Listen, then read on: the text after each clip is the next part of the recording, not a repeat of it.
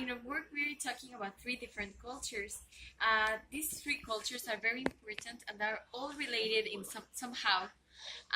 The first culture I'm going to be talking about is the Mexica culture, also named Azteca culture or Aztec in English, but the correct name and the real name is Mexica. This civilization was very young when the Spaniards came to Mexico. It was practically the youngest civilization in Mexico, and they only had like 350 years of history. Even if they were very, very young, they had a lot of history and a lot of power. Um, they were nomads that came to the Cuenca of Mexico. That's how they call it. Later, the Mexicas called it Anahuac. This place was occupied by other people, but they literally like take them away, like, hey, it's mine. And they established there and built two big cities. Um, the architecture was very important to them. They were mathematicians, they were artisans, they had these big systems of water, and they developed a lot of things in science. All of the structures, talking about architecture, were related to the cosmos and their cosmovision. All of their management was also built in a way that it could relate to the cosmos. They also had several stones, and they also had like these very big monuments to their gods, and they had like calendars, and they had many other things that they developed in order to show their culture. They were warriors also, and they had like one of the most developed weapons and armies in the whole history of Mexico. They actually got to take a lot of little villages and little civilizations that were on the arounds. And so they were very important, and they were the last civilization that was really established when the Spaniards came. So the next one is the Baroque. We're going to also be talking about the Baroque, and we chose in our work to do the Sagrada Familia. This was a very important basilica because it shows everything that Baroque was doing in that time.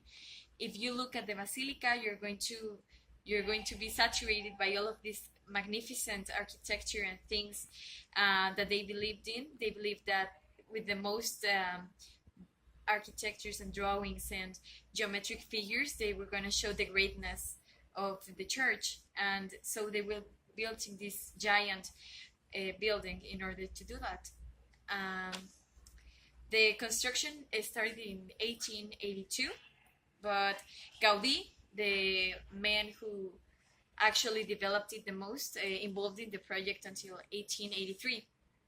And he designed this basilica by taking the shapes out of elements of nature.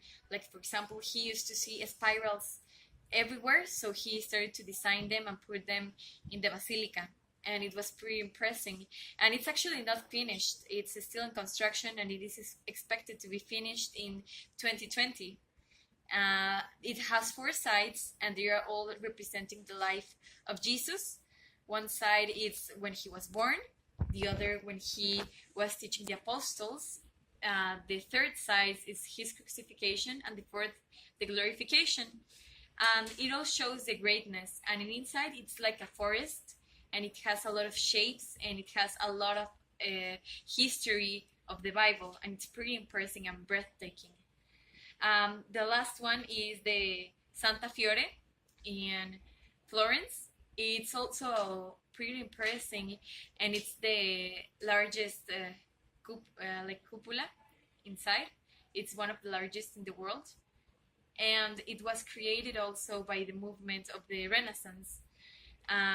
It's not as saturated as the Baroque, but it's still pretty big and pretty amazing.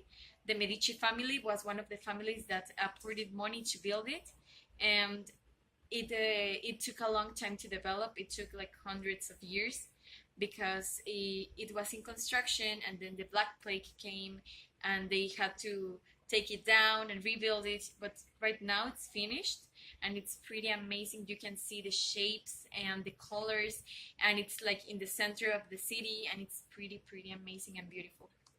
So these three movements are very, very important, and they all relate to each other, and there are amazing civilizations and people that were involved. So thank you.